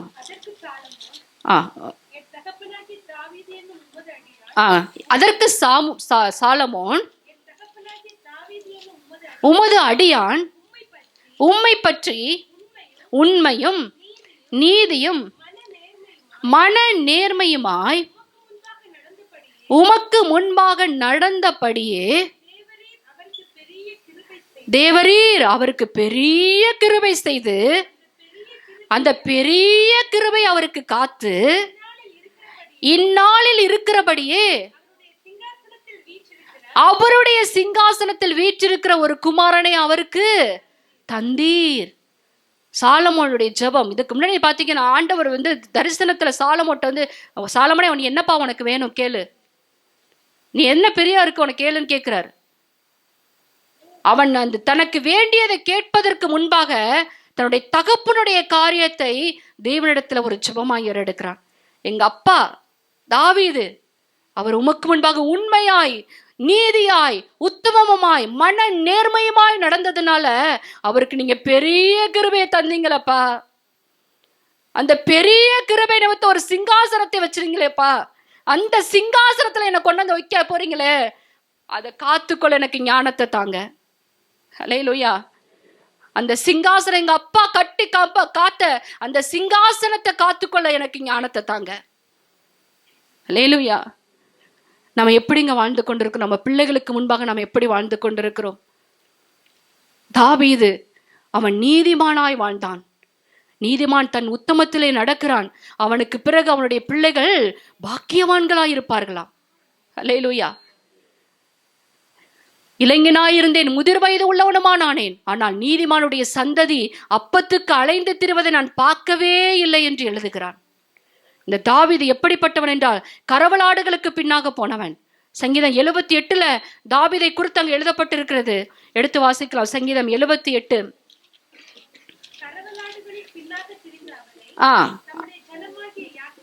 மேலிருந்து வாசிக்கலாம். 69 வாசிக்கலாம். 70 வாசிமா. 70 தம்முடைய தாசனாகிய தாவீதை தெரிந்து கொண்டு ஆட்டு தொழுவங்களிலிருந்து அவனை எடுத்தார். கரவலாடுகளின் பின்னாக திரிந்த அவனை தம்முடைய ஜனமாகிய யாக்கோப்பையும் மேய்ப்பதற்காக அழைத்து கொண்டு வந்தார். பாருங்களேன், இவன் என்னவா அவர்களை தன்னுடைய இருதயத்தின் உண்மையின்படி. ஹல்லேலூயா. தாவீதுக்கு 40 ஆண்டு, சவுலுக்கு 40 ஆண்டு, சாலமோனுக்கு 40 ஆண்டு. பாஸ்டர் போன வாரத்துல கூட சொன்னாங்க, 7.5 ஆண்டுகள் எபிரோன்ல அவன் ராஜாவா இருந்தான். கடைசி 32.5 ஆண்டுகள் அவன் எருசலேமில் ராஜாவா இருந்தான். 3 முறை அபிஷேகம் பண்ணப்பட்டவன் தாவீது. ஹல்லேலூயா. ஜனங்களாய் அவனை திரும்ப திரும்ப அபிஷேகம் பண்ணி நீ தான் எங்களுக்கு ராஜாவா இருக்க வேண்டும் என்று சொல்லி அவனை கொண்டு வந்து உட்கார வைக்கும் பொழுதுக்கு முன்பாக அவன் 17வது வயதுல சாமுவேலினால் முதல் தடவை அபிஷேகம் பண்ணப்படுகிறான். இவனை எனக்காக அபிஷேகம் பண்ணி என்று தேவன் அவனை முன்குறிக்கிறார். அந்த அபிஷேகத்தின் மூலமாய் அதன் பிறகு 13 ஆண்டுகள் அவனுடைய வாழ்க்கையில் அவன் அடைந்த துன்பங்கள், ஓடுகிறான் ஓடுகிறான் ஓடுகிறான். தன்னுடைய மாமா சவுல் நிமித்தம் துன்பப்படுகிறான். தன்னுடைய பிள்ளைகள் அப்சலோம், இன்னும் பார்த்தீங்கன்னா அம்னோன், அவனுடைய பிள்ளைகள் நிமித்தம் அவன் ஓடுகிறான். ஆனாலும் கர்த்தர் அழைத்த அழைப்புக்குள்ளேயே அவன் நின்று கொண்டிருந்தான். ஜனங்கள் முன்பாக அவன் போக்குமரத்துமாய் நின்று கொண்டிருந்தான். என்னதான் ஓடி ஒளிந்தாலும் என்னை அழைத்துட்டாரே என் ஆண்டவர் என்று சொல்லி தன்னுடைய அழைப்பை மறந்து விடாதபடிக்கு, தேவன் கொடுத்த கிருபையை போக்கடித்து விடாதபடிக்கு தாவீது காத்து கொண்ட நிமித்தம்தான் அவனை மீண்டும் அவன் சீயோன் கொட்டையை பிடித்து எருசலேம் என்கிற நகரத்தை ஸ்தாபித்தவன் தாவீது. ஹல்லேலூயா. அதன் பிறகு 33 ஆண்டுகள் அவன் எருசலேமில் ராஜாவா இருந்து சமஸ்த இஸ்ரவேலை ஸ்தாபித்தவன் என்ற ஒரு பட்டத்தை பெற்றவன் தான் தாவீது. அவனை எப்படி கரவல் ஆடுகளின் பின்னாக தேடி எடுத்துக்கிறார். 13 ஆண்டுகள் அவன் பட்டிருக்கிறாங்க துன்பம், கஷ்டம். நமக்குள்ள ஒரு நாள் ஒரு பாடு வந்துட்டுன்னா 4 வாரத்துக்கு சர்ச்சு பக்கம் வர மாட்டோம். அல்லேலூயா. ஒரு துன்பம் வந்துச்சுன்னா ஆண்டவருக்கு கண்ணே இல்லை என்று சொல்லிவிடுவோம். நல்லா நினைத்துக் கொள்ளுங்கள். நல்ல ஆசீர்வாதமா இருக்கும் போதுதான் கர்த்தர் நம்மோடு கூட இருக்கிறார் என்று நினைக்காதீங்க. அவர் எல்லா நேரத்திலும் நம்மோடு கூட இருக்கிற கர்த்தர். நான் உன்னை விட்டு விலகுவதும் இல்லை, உன்னை கைவிடுவதும் இல்லை என்று சொன்னால் அவர் ஒரு நாளும் நம்மை விட்டு விலக மாட்டார். அவரை துன்பப்படுத்தி அவரை துக்கப்படுத்துகிற பிள்ளைகளா இருப்போமே ஆனால் அவர் நம்மை விட்டு விலகுவதற்கு, ஏனென்றால் அவர் பாவத்தை பாராத சுத்த கண்ணன். பொறுத்து பொறுத்து பார்ப்பார். சவுல்ட்ட பொறுத்து பொறுத்து பார்த்தார். ஆனாலும் அவனை விட்டு நீங்கக்கூடிய ஒரு நாள் வந்தது. நான் சவுலிடத்திலிருந்து நீக்கிறேன், என் கிருபையை நான் தாவீதிடத்தில் நீக்க மாட்டேன் என்று தேவன் சொன்னார். சவுலுக்கு கிருபையை கொடுத்தது கர்த்தர், சவுலுடைய கிருபை எடுத்ததும் கர்த்தர். ஹல்லேலூயா. ஏனென்றால் அவன் கர்த்தருடைய சத்தத்துக்கு விரோதமாய் விலகி ஓடின நிமித்தம் மனுஷர்களை பிரியப்படுத்த, நம்ம நல்லா நினைச்சுக்கோங்க, மனுஷர்களை பிரியப்படுத்த எதையும் செய்யணும்னு நினைக்காதீங்க. ஏனென்றால் நம்முடைய வாழ்க்கையில வருகிற ஒவ்வொரு இன்சிடென்ட்லையும் நாம் மனுஷர்களை பிரியப்படுத்தி வாழ்ந்தோமே என்றால் தேவனுடைய சித்தத்தை அந்த மனுஷனுக்குள்ள கொண்டு வரவே முடியாது. ஹல்லேலூயா. தேவன் நம்மை விரும்புகிறது காரியத்தை நாம் செய்ய நம்மை ஒப்பு கொடுக்க வேண்டும். இந்த நாளிலிருந்து ஒரு தீர்மானம் எடுங்க. ஆண்டவரே, என்னுடைய ஜெப வாழ்க்கை உமக்கு பிரியமா இருக்கணும் ஆண்டவரே. என்னுடைய ஆவிக்குரிய வாழ்க்கை உங்களுக்கு பிரியமா இருக்கணும் ஆண்டவரே. என்னுடைய வேத படிப்பு, வேத தியானம் உமக்கு பிரியமா இருக்கணும் ஆண்டவரே. உங்க சத்தத்துக்கு நான் கவனமாய் செவி கொடுத்து உங்களுடைய சித்தத்தை அறிந்து கொண்டு புரிந்து கொண்டு உங்களுடைய ராஜ்யத்தின் வேலைக்கு நான் என்னையே அர்ப்பணிக்கிறேன் ஆண்டவரே. சங்கீதக்காரனாகிய தாவீதை குறித்து நமக்கு நன்றாக தெரியும். அவன் நல்ல ஒரு வாலிபனாய் இருக்கிற நாட்களிலேயே அவன் கர்த்தரை துதிக்கிறவனாய், ஆராதிக்கிறவனாய், கர்த்தருடைய நாமத்தை தொழுது கொள்ளுகிறவனாய் இருந்தவன் தான் தாவீது. அவனுடைய வாழ்க்கையில நாம் பார்க்கும் பொழுது அவன் ஒரு ஆட்டிடையனாய் இருந்தான். தகப்பனுடைய வீட்டிலே தகப்பனாலும் தன் சகோதரராலும் மறக்கப்பட்ட ஒரு இடத்துல இருந்தவன் தான் தாவீது. ஆனால் மறக்கப்பட்ட இடத்துல இருந்த, மறைக்கப்பட்டவனாய் இருந்த தாவீதை இயேசு கிறிஸ்து, அதாவது தேவனாகிய கர்த்தர் அவனை ஒரு ராஜாவாய் உயர்த்தும்படியாய் கூட அவனுடைய வாழ்க்கையிலே என்னத்தை தேவன் கண்டார் என்றால், அவனுடைய இருதயம் முழுவதும் கர்த்தருக்காக வாழ வேண்டும், கர்த்தருக்கு பிரியமானதே செய்ய வேண்டும் என்கிற ஆசை, வாஞ்சை, விருப்பம் அவனுடைய இருதயத்தை நிரப்பி இருந்ததை கர்த்தர் கண்டார். ஹல்லேலூயா. அதைத்தான் இங்க சங்கீதக்காரன் சொல்லுகிறான், என் தேவனே உமக்கு பிரியமானதை செய்ய விரும்புகிறேன் என்று சொல்லுகிறான். நம்முடைய வாழ்க்கையில பார்க்கும் பொழுது தேவனாகிய கர்த்தர் நம்மை அளவுக்கு அதிகமாய் நேசிக்கிறவர். இந்த உலகத்துல படைத்த தன்னுடைய வானத்திலும் பூமியிலும் உள்ள எல்லாவற்றையும் தேவன் படைத்து விட்டு மனிதனை படைக்கும் பொழுது அவனை விசேஷமாய் படைக்கிறார். எப்படி படைக்கிறார் என்றால், அவருடைய சாயலிலும் அவருடைய ரூபத்திலும் மனிதனை உண்டாக்கி தன்னுடைய ஜீவனை நாசியிலே ஊதி ஜீவாத்மாவை பெற்றுக்கொள் என்று சொல்லி அந்த அளவுக்காய் மனிதனை தன்னுடைய சாயலிலே படைத்து என்றென்றைக்கும் அவனை தன்னோடு கூட வைத்துக் கொள்ளும்படியாகத்தான் தேவன் மனிதனை படைத்தார். ஆனால் என்றைக்கு பாவம் செய்தானோ, அந்த ஆதி மனிதன் பாவம் செய்த பொழுது தேவ சாயலை இழந்து மனுஷ சாயலுக்குள் கடந்து வரும் பொழுது இழந்ததை மீண்டும் கொடுக்கும்படியாய் கூட தேவனாகிய கர்த்தர் தன்னுடைய ஒரே பேரான குமாரனை இந்த பூமிக்கு அனுப்பி கொடுத்தார். ஆண்டவராகிய இயேசு கிறிஸ்து இந்த பூமியில வந்ததுடைய நோக்கம், இழந்து போன தேவ மகிமையை நாம் பெற்றுக்கொள்ளும்படியாக, அவருடைய சாயலுக்குள் நாம் மீண்டும் இணைக்கப்படும்படியாக நமக்காக அவர் சிலுவையிலே கிருபாதர பலி ஆனார். தன்னை முழுவதுமாய் ஊற்றி கொடுத்து நமக்காக அவர் இரத்தம் சிந்தி ஜீவனை கொடுத்து நம்மை பிதாவோடு ஒப்புரவாகும்படியான கூட ஊழியத்தை அவர் சிலுவையிலே நிறைவேற்றி முடித்தார். ஹல்லேலூயா. தேவன் நம்மை நேசிக்கிற கர்த்தர், தேவன் அன்பாகவே இருக்கிறார் என்று சொல்லப்பட்டிருக்கிறது. அவர் நம்மீது கொண்ட அன்பின் நிமித்தம் தான் தன்னுடைய குமாரனை இந்த பூமிக்கு அனுப்பி கொடுத்தார். யாரெல்லாம் அந்த சிலுவையை நோக்கி பார்க்கிறோமோ அவர்கள் ஒவ்வொருவரும் பிழைக்கும்படியாக கூட கர்த்தர் இன்றும் அவர் நமக்காக பிதாவுடைய சமூகத்துல, அதாவது பரலோகத்துல சிங்காசனத்துக்கு முன்பாக அடிக்கப்பட்ட ஆட்டுக்குட்டியானவருடைய வண்ணத்துல உங்களுக்காகவும் எனக்காகவும் பரிந்து பேசிக்கொண்டே இருக்கிறாருங்க. ஹல்லேலூயா. யாரெல்லாம் விசுவாசிக்கிறீங்க ஆண்டவர் எனக்காக பிதாவிடத்துல பரிந்து பேசி கொண்டிருக்கிறார் என்று? அதனால தான் இன்றைக்கும் பிதாவுடைய கோபம் நம்மேல மூளாமல் இருக்கிறது. பழைய ஏற்பாட்டிலே ஆகட்டும் புதிய ஏற்பாடாகட்டும் பிதாவாகிய தேவன் அவர் மிகவும் கண்டிப்பானவர். கண்ணுக்கு கண் பல்லுக்கு பல் என்கிற பிரமாணம் மாறவே இல்லை. ஆனாலும் இயேசு கிறிஸ்துவானவர் தம்முடைய இரத்தத்தை ஊற்றி கொடுத்து பிதாவிடத்துல நமக்கு இரக்கத்தை சம்பாதித்து கொடுத்திருக்கிறார். அந்த இரக்கத்தின்படியினால தான் கிருபாசன தண்டையில நாம் தைரியமாய் கடந்து சென்று அவரை தொழுது கொள்ளும்படியான கூட பாக்கியத்தை நாம் பெற்றிருக்கிறோம். ஹல்லேலூயா. அது மாத்திரமல்ல, அவர் அன்பாக இருக்கிறார் என்று சொல்லப்பட்டிருக்கிறது. அதே அன்பு குமாரன் மூலமாய் நம்மிடத்துல வெளிப்பட ஆரம்பித்தது. நம்மிடத்தில் அன்பு கூர்ந்து தம்முடைய இரத்தத்தினால நம்முடைய பாவங்களை நம்மை கழுவி தம்முடைய பிதாவாகிய தேவனுக்கு முன்பாக நம்மை ராஜாக்களும் ஆசாரியர்களும் நிறுத்தின அவருக்கு துதியும் கனமும் மகிமையும் என்றென்றைக்கு உண்டாயிருப்பதாக என்று சொல்லி வெளிப்படுத்தின விசேஷம் 1:6 யோவான் திவ்ய வாசகன் எழுதி வைத்திருக்கிறான். அவர் நம்மிடத்தில் அன்பு கூர்ந்துதான் ஜீவனை கொடுத்தாராம். அது மாத்திரமல்ல, நம்மை ராஜாக்களாக ஆசாரியர்களாக பிதாவுக்கு முன்பாக நிறுத்தி இருக்கிறார். ஒரு காலத்துல நாமெல்லாம் யாரு தெரியுமா? புறஜாதிகள்.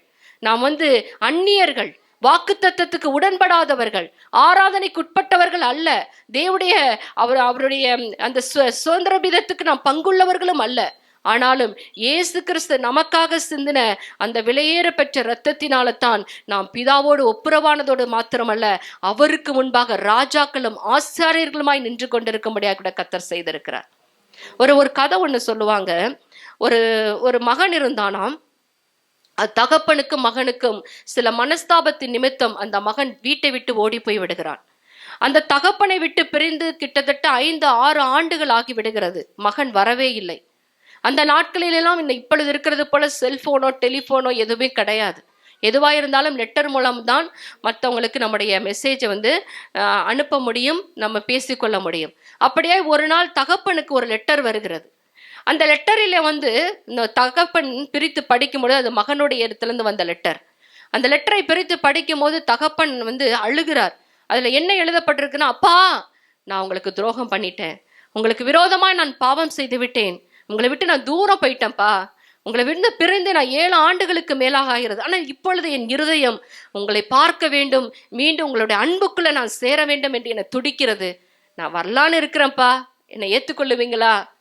ஆனால் ஒரு டாடி, எனக்கு ஒரு ஆசை, நான் வரும்போது நீங்கள் என்னை ஏற்றுக்கொள்ளுவீங்கிறத நான் எப்படி அறிந்து கொள்ள வேண்டும் என்றால், நம்ம வீடு ட்ரெயினில் வரும்போது தெரியும்லப்பா, அப்போ நான் வரும்போது நம்ம வீட்டு மேலே ஒரு வெள்ளை கொடியை நீங்கள் பறக்க விடணும். அப்போ அந்த வெள்ளைக்கொடியை நான் பார்க்கும்போது நான் நினச்சிக்குவேன், எங்கள் அப்பாவுக்கு என் மேலே வருத்தம் இல்லை அப்படின்னு நான் நினச்சிக்குவேன். நம்ம வீட்டு மேலே அந்த வெள்ளைக்கொடி இல்லைன்னா சரி, இன்னும் அப்பாவுக்கு நம்ம மேலே உள்ள வருத்தம் தீரலைன்னு நினச்சிட்டு நான் ட்ரெயினை விட்டு இறங்காம அந்த ட்ரெயின்லேயே திரும்பி போயிடுவோம்ப்பா. அதனால நீங்கள் அப்படி செய்யுங்க, நான் இன்னும் ஒரு 2 வாரத்தில் நான் ஊருக்கு வரலான்னு இருக்கிறேன்ப்பா அப்படின்ட்டு சொல்லி அந்த லெட்டரில் எழுதி அவன் அனுப்பியிருந்தானான். அந்த தகப்பன் அந்த கடிதத்தை படித்து விட்டு தகப்பன் அந்த மகன் வருகிற நாளுக்காக மிகவும் அந்த 2 வாரம் எப்போ நம்ம மகனை பார்ப்போம் என்ற இருதயம் துடிக்க ஆரம்பித்து விட்டது. இவர் என்ன பண்ணார் தெரியுமா? அப்பா அந்த ரயில்வே ஸ்டேஷன்ல இருந்து மகன் சொன்னா, வீட்டு மேல ஒரு வெள்ளை கொடியை வச்சா மட்டும் போதும், நான் ட்ரெயின்லேருந்து வரும்போது நம்ம வீட்டுக்கு மேல இருக்கிற கொடி தெரியும், அதை பார்த்து நான் தெரிஞ்சுக்குவேன் அப்பா என் மேல வருத்தம் இல்லைனா. ஆனால் அப்பா என்ன பண்ணாங்க தெரியுமா? ரயில்வே ஸ்டேஷன்லேருந்து வீடு வரைக்கும் கொடியை நட்டு வச்சிருந்தாருங்க. ஆமென். மகனை வரவேற்பதற்கு. அதை பார்த்த மகன் தேம்பி அழுகிறான். ட்ரெயின்ல வரும்போது பார்க்கிறான், ஒரே வெள்ளை கொடியாக இருக்கிறது. அப்பொழுது அவன் இருதயம் அப்படியா கூட, அப்பா, இந்த அன்பை நான் 7 ஆண்டுகள் தொலைத்து விட்டேனே ஆண்டவரை, தொலைத்து விட்டேன் அப்பான்னு சொல்லி ஓடி கட்டி பிடித்து அவங்க தகப்பன இடத்துல அவன் அழுது அவங்க அப்பாவை இடத்துல முத்தம் கொடுக்கிறவனாய் காணப்பட்டான். அப்ப தகப்பன் ஒரு காரியத்தை சொன்னார், தம்பி பழசெல்லாம் மறந்துருப்பா, நான் எல்லாத்தையும் மறந்துட்டேன், எப்போது என்னுடைய நேசம் உன் மேல இருக்கு, உன்னை எனக்கு ரொம்ப பிடிக்கும்பா, நீ என் மூத்த பிள்ளை இல்லையா, உன்னை எனக்கு ரொம்ப பிடிக்கும் அப்படி சொல்லி அப்பா அவனை கட்டி பிடித்து தழுவி முத்தமிடும் பொழுது அவன் எல்லாவற்றையும் மறந்து, அப்பா இனி நான் சாகிற வரைக்கும் நான் உங்களை விட்டு பிரிய மாட்டேன்னு சொல்லி தகப்பனோடு சேர்ந்து கொண்டானாம். அல்லேலூயா! கேட்க எவ்வளவு நன்றாக இருக்கிறது. இதே போலதாங்க நம்முடைய பரம தகப்பன். நாம் எவ்வளவோ முறை அவருக்கு விரோதமாய் பாவம் செய்த போதிலும் அவர் நம்மை கடிந்து கொள்ளாதபடிக்கு, நம்மை அவர் அசட்டை பண்ணாதபடிக்கு, எப்பயாவது ஒரு நாள் மீண்டும் அவன் திரும்பி வருவான் என்று சொல்லி நமக்காக காத்திருக்கிறவர் தான் நம்முடைய தேவனாகிய கர்த்தரும் கூட. நீதிமான் 7 தரம் விழுந்தாலும் அவனை என்ன பண்ணுவாராம் தேவன், மீண்டும் தூக்கி எடுத்து நிறுத்துவார் என்று சொல்லி வேதம் சொல்லுகிறது. நமக்கு ஒவ்வொரு நாளும் சான்சஸை கொடுக்கிற தேவன். ஏதோ ஒரு தப்பு பண்ணிட்டோன்னு சொல்லிட்டு தேவனை விட்டு பிரிஞ்சு தூரம் போயிடாதீங்க. அவர் நம்மை மன்னித்து நம்மை அணைத்து கொள்ளுகிற கர்த்தர். அதான் நான் சொன்னேன், அவர் நேற்றும் இன்றும் என்றும் மாறாதவர், அவர் மறக்காதவர், அவர் மன்னிக்கிறவர், அவர் மறுரூபமாக்குகிறவர். அல்லேலூயா! நம்மை மன்னித்து நம்மை மறுரூபமாக்கி மீண்டும் அவருடைய சாயலுக்குள்ள அவருடைய அன்புக்குள்ள இணைத்து கொள்ளத்தான் விரும்புகிறார். தேவனுக்கு நம்ம மேல அவ்வளவு பிரியவங்க. அதனால தான் தன்னுடைய மடியில இருந்த செல்ல பிள்ளைய உங்களுக்காக எனக்காக இந்த பூமிக்கு அனுப்பி கொடுத்தார். அவர் என்ன பண்ணினார் என்றால் தன் ஜீவனை கொடுத்து நம்மை மீட்டு கொண்டார். அந்த அன்பிலிருந்து அவர் குறையவே இல்லை. நாமும் கூட அப்படியாய் தேவனுக்காக நாம் எதையாவது செய்ய வேண்டும் என்கிற பிரியம், வாஞ்சை, விருப்பம் நமக்குள்ள இருக்க வேண்டும். யாருக்கெல்லாம் ஆசை இருக்கு? இங்க தாவீது சொன்னது போல, தேவனே உமக்கு பிரியமானதை செய்ய விரும்புகிறேன் என்று யாரெல்லாம் சொல்ல முடியும்? தாவீது சொல்றாரு பாத்தீங்களா, இந்த 143வது சங்கீதத்துல 10வது வசனத்துல இதான் சொல்லுவாரு. என்ன சொல்றாரு வாசிங்க, 143:10 கூட, உமக்கு பிரியமானதை செய்ய எனக்கு போதித்தருளும், நீரே என் தேவன், உம்முடைய நல்ல ஆவி என்னை செம்மையான வழியிலே நடத்துவாராக என்று சொல்லப்பட்டிருக்கிறது. ஆமென். ஆண்டவரே உமக்கு பிரியமானதை செய்ய எனக்கு போதித்தருளும் என்று சொல்லி ஜெபிக்கிறான். இது அவனுடைய ஜெபமாய் இருந்தது. இன்னும் சொல்கிறான், வேதனை உண்டாக்கும் வழி என்னிடத்தில் உண்டோ என்று பார்த்து நித்திய வழியில என்னை நடத்தும் என்று சொல்லி அவன் ஜெபிக்கிறான். தாவீது பிறப்பதற்கு முன்பே தாவீதை குறித்து சாமுவேலிட்ட தேவன் ஒரு காரியத்தை சொல்லுவார். 1 சாமுவேல் 13வது அதிகாரத்துல 14வது வசனத்திலையும், இன்னும் அப்போஸ்தலர் நடவடிக்கைகள் 13வது அதிகாரம் 22வது வசனத்திலே அதை நீங்கள் வாசிக்க முடியும். ஈசாயின் குமாரனாகிய தாவீது அவன் என்னுடைய சித்தத்தின்படி எல்லாம் செய்வான் என்று சொல்லி, அவன் என் இருதயத்துக்கு ஏற்றவனாய் இருந்து என்னுடைய சித்தத்தின்படி எல்லாம் செய்வான் என்று சொல்லி சொல்லுகிறார். சவுலை முதல் ராஜாவாய் இஸ்ரவேல் தேசத்துக்கு தேவன் தான் ஏற்படுத்தினார். 40 ஆண்டுகள் அவன் இஸ்ரவேல் சாம்ராஜ்யத்தை ஆளலாம் என்று சொல்லி அவனை ஏற்படுத்தி வைத்திருந்தார். ஆனால் இந்த சவுலுடைய காரியத்தை நீங்கள் பார்க்கும் பொழுது, அவன் ராஜ்யபாரத்தில் ஏறின 2வது ஆண்டிலேயே அவன் கர்த்தரை விட்டு தூரம் போனவனாய் காணப்படுகிறான். கர்த்தர் தனக்கு கொடுத்த கிருபையை போக்கடிக்கிறவனாய் காணப்படுகிறான். அதனால தான் அவர் சாமுவேலிடத்துல கோபமாய் சொல்லுகிறார், அவனை தள்ளி தாவீதை அவனுக்கு ராஜாவாக ஏற்படுத்தி, ஈசாயின் குமாரனாகிய தாவீதை என் இருதயத்துக்கு ஏற்றவனாக யாரை தள்ளி போட்டார்? சவுலை தள்ளி போட்டார். அந்த இடத்துல தாவீது பிறக்கவே இல்லை. அப்பொழுது தாவீதை கொண்டு வந்து நிறுத்தி பேசுகிறார். பிறப்பதற்கு முன்பாகவே அவனை குறித்து, அவன் என் இருதயத்துக்கு ஏற்றவனாய் இருப்பது மாத்திரமல்ல, எனக்கு பிரியமானதை எல்லாம், எனக்கு சித்தமானதை எல்லாம் செய்வான் என்று சொல்லி தாவீதை குறித்து ஆண்டவர் அங்கு வாக்குத்தத்தம் கொடுக்கிறது நம்ம பார்க்க முடிகிறது. ஹல்லேலூயா! ஆனாலும் பாருங்களேன், இப்படி ஆண்டவருக்குள்ள ஒரு காரியம் இருந்தாலுமே தாவீது எப்படி ஜெபிக்கிறாருன்னா, உமக்கு பிரியமானதை செய்ய நான் விரும்புகிறேன் என்று சொல்லுகிறான். வேதத்துல பார்க்கும் பொழுது அநேக பரிசுத்தவான்கள் கர்த்தர் அழைத்த அழைப்பில நின்று தேவ சுத்தத்தை நிறைவேற்ற தங்களை ஊற்றி கொடுத்தவர்களாய் காணப்பட்டார்கள். ஆதியாகம புஸ்தகம் தொடங்கி வெளிப்படுத்தின விசேஷம் வரைக்கும் நீங்க பார்த்தீர்கள் என்றால், கர்த்தர் எந்த மனிதர்களை எல்லாம் அழைத்தாரோ அவர்கள் ஒவ்வொருவரும் தேவ சுத்தத்தை செய்வதற்காக தங்களை ஊற்றி கொடுக்கிறவர்களாய் காணப்பட்டார்கள். தங்களுடைய வாழ்க்கையை பின்னாக வைத்துவிட்டு தேவனுடைய காரியத்தை செய்ய தங்களை ஊற்றி கொடுத்தவர்களாய் காணப்பட்டார்கள். காலையில நோவாவை குறித்து பார்த்தோம். புதிய ஏற்பாட்டுல நீங்க பவுலை எடுத்துக்கொண்டீர்கள் என்றால், அவன் சபையை துன்பப்படுத்துகிறவனாய் காணப்பட்டான். ஆனாலும் என்றைக்கு இயேசு கிறிஸ்து அவனை சந்தித்தாரோ அப்பொழுது அவன் ஒரு வார்த்தையை கேட்கிறான், ஆண்டவரே நான் என்ன செய்ய சித்தமாய் இருக்கிறீர். இந்த சித்தமாய் இருக்கிறீர்ங்கிறதுக்கு ஆங்கில வேதாகமத்துல வில் என்று இருக்கு. அது தமிழ்ல தான் விருப்பம் என்று சொல்லப்பட்டிருக்கிறது. ஆண்டவரே, நான் என்ன செய்ய விருப்பமாய் இருக்கிறீர் என்று அவன் கேட்கிறான். அப்பொழுதுதான் ஆண்டவர் அவனை குறித்து அனனியா கிட்ட சொல்லுகிறார், இவன் என்னுடைய நாமத்து நிமித்தம் எவ்வளவாய் பாடுபட வேண்டும் என்பதை நான் இவனுக்கு காட்டுவேன் என்று சொல்லுகிறார். அது மாத்திரமல்ல, ராஜாக்களுக்கு முன்பாகவும் புறஜாதிகளுக்கு முன்பாகவும் இவன் என் நாமத்தை அறிவிக்கும்படியாய் நான் தெரிந்து கொண்ட பாத்திரமாய் இருக்கிறான் என்று கர்த்தர் சொல்லுகிறார். இந்த பவுலுடைய காரியத்தை நீங்க படிக்க ஆரம்பித்தீர்கள் என்றால், என்றைக்கு தேவன் அவனை சந்தித்தாரோ அந்த நாளிலிருந்து அவனுடைய வாழ்க்கையில கர்த்தருக்காகவே தன்னை ஊற்றி கொடுத்தவனாய் காணப்பட்டான். ஆமே. தேவனுக்கு எதெல்லாம் பிரியம், தேவனுக்கு எதெல்லாம் அவர் இருதயத்துல தன்னை குறித்து வாஞ்சிக்கிறார், இந்த பூமியில தன்னை படைத்தவருடைய நோக்கம் என்ன, எல்லாவற்றையும் அறிந்து கொண்டவனாய் புரிந்து கொண்டவனாய் செயல்படுகிறவனாய் காணப்பட்டவன் தான் பவுல். நீங்க 1 தீமோத்தேயுல எடுத்து வாசிக்க முடியும். அங்க பவுல் தன்னை குறித்து சொல்லும் பொழுது ஒரு காரியத்தை சொல்லுவான். எடுத்துக்கொள்ளலாம். 1 தீமோத்தேயுடைய புஸ்தகம் அதனுடைய 1வது அதிகாரம் 12வது வசனத்திலிருந்து வாசிக்கலாம். 1 தீமோத்தேயு 1 நான் வாசிக்கிறேன். என்னை பலப்படுத்துகிற நம்முடைய கர்த்தராகிய இயேசு கிறிஸ்து என்னை உண்மை உள்ளவன் என்று எண்ணி இந்த ஊழியத்திற்கு ஏற்படுத்தினபடியினால் அவரை ஸ்தோத்தரிக்கிறேன் என்று சொல்லிட்டு அடுத்த வசனத்துல சொல்லுவாரு, முன்னே நான் எப்படிப்பட்டவன் தெரியுமா? நான் தூசிக்கிறவனும் துன்பப்படுத்துகிறவனும் கொடுமை செய்கிறவனுமாய் இருந்தேன். அப்படி இருந்தும் நான் அறியாமல் அவ்விசுவாசத்தினாலே அப்படி செய்தபடியினாலே இரக்கம் பெற்றேன் என்று சொல்லிட்டு அடுத்து நீங்க வசனத்தை வாசிக்கலாம். 22வது அடுத்த வசனம் என்னது போடுங்க, 14வது வசனம்.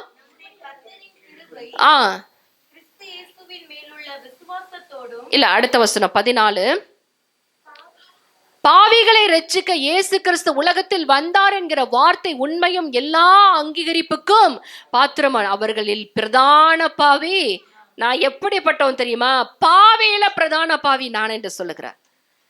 முண்டை கர்த்தருடைய சபையை துன்பப்படுத்தி தூசித்து கிறிஸ்துவ ஜனங்களை பிடித்து வெளியே இழுத்து போட்டு அவர்களை அடிப்பதற்கு நான் கடிதத்தை வாங்கி கொண்டு போனவனாய் இருந்தேன்.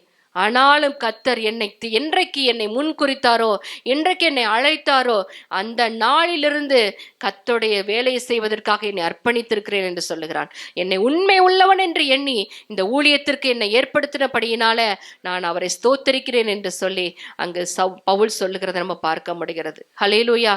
இன்னும் நீங்க பவுலுடைய வாழ்க்கையில நீங்க பார்க்கும் பொழுது அதிகமாய் வேதத்துல இயேசு கிறிஸ்துவுக்கு அடுத்தபடியாய் அதிகமாய் பாடுபட்டது யாருன்னு பாத்தீங்கன்னா பவுல் தாங்க. நம்ம ஆண்டவருக்காக என்ன பாடுபட்டிருக்கோம் இங்க இருக்கிறவங்க யாராவது சொல்ல முடியுமா? ஒருவேளை நீங்க ரட்சிக்கப்படாம இன்னைக்குதான் புதிதா ஆலயத்துக்கு வந்திருக்கலாம். ஒருவேளை ரட்சிக்கப்பட்டு பல ஆண்டுகள் ஆயிருக்கலாம். இல்ல இப்பொழுதுதான் ஒரு சில நாட்கள் ஆயிருக்கலாம். ஆனால் இயேசு கிறிஸ்துவாகட்டும் பரிசுத்தவான்களாகட்டும் அவர்கள் அநேக கிறிஸ்துவுடைய சாம்ராஜ்யத்திற்காக தேவனுடைய வேலைக்காக அநேக பாடுகளையும் துன்பங்களையும் பட்டவர்கள். நம் ஒரு பாடு துன்பம் பட்டதே கிடையாது. நம்முடைய வாழ்க்கையில ஏற்படுகிற பிரச்சனைகளுக்காகவும் துன்பங்களுக்காக தான் கண்ணீர் விட்டு கலங்கி நம்ம மூக்க சிந்திட்டு போய் கர்த்தர்கிட்ட நிக்கிறோமோ வெளியே. ஆண்டவருடைய காரியத்துக்காக நம்ம என்னைக்காவது துன்பப்பட்டிருக்கிறோமா? யாராவது ஒருத்தர் சொல்ல முடியுமா? என்னை கல்லெறிஞ்சாங்க, என்னை துன்பப்படுத்தினாங்க, என்னை வாரினால் அடிச்சாங்கன்னு யாராவது சொல்ல முடியுமா? ஏன்னா அது எல்லாவற்றையும் இயேசு கிறிஸ்து ஏற்றுக்கொண்டு விட்டாருங்க. ஆமென். நமக்கு கொடுக்கப்பட்டது கிருபை. அவர் நமக்கு சம்பாதித்து கொடுத்தது கிருபை. அந்த கிருபையை பெற்றுக்கொண்டு நாம் என்ன செய்து கொண்டிருக்கிறோம்? கர்த்தருக்காக நம்ம வாழ அர்ப்பணித்திருக்கிறோமா? கர்த்தருக்காக நாம் எதையாவது செய்ய நாம் துடிக்கிறோமா? ஆண்டவருடைய சமூகத்தில் நாம் உண்மையா இருக்க பிரயாசப்படுகிறோமா? நாம் வேலை செய்கிற இடமாகட்டும், நம்முடைய சபையாகட்டும், நம்ம குடும்பமாகட்டும், நாம் இருக்கிற இடங்களில நாம் உண்மையா இருக்கிறோமா? பவுல் சொல்லுகிறார் பாத்தீங்களா, என்னை உண்மை உள்ளவன் என்று எண்ணி இந்த ஊழியத்திற்கு என்னை ஏற்படுத்தின தேவனை நான் ஸ்தோத்தரிக்கிறேன் என்று சொல்லுகிறான். நீங்க மட்டும் உண்மையா இருந்து பாருங்களேன், ஆட்டோமேட்டிக்கா கர்த்தர் உங்களை உயர்த்துவார். ஆமென். உண்மை உள்ள மனிதன் தாங்க பரிபூர்ண ஆசீர்வாதங்களை பெற்றுக்கொள்ள முடியும். நீதிமொழிகள் 28:20 நீங்க எடுத்து வாசிச்சு பார்த்தீங்கன்னா உண்மையுள்ள மனுஷன் பரிபூரண ஆசீர்வாதங்களை பெறுவான் என்று சொல்லப்பட்டிருக்கிறது. யோபுடைய வாழ்க்கையில நீங்க பார்த்தீர்கள் என்றால் அவன் எல்லாவற்றையும் இழந்து அவன் நடுரோட்ல வந்து உட்கார்ந்த போதிலும் அவன் கர்த்தருக்கு உண்மை உள்ளவனாய் இருந்தான். அதனால தான் அவன் சொன்னான், என்னை கொன்று போட்டாலும் நான் அவர் பேரில நம்பிக்கையாயிருப்பேன் என்று சொன்னான்.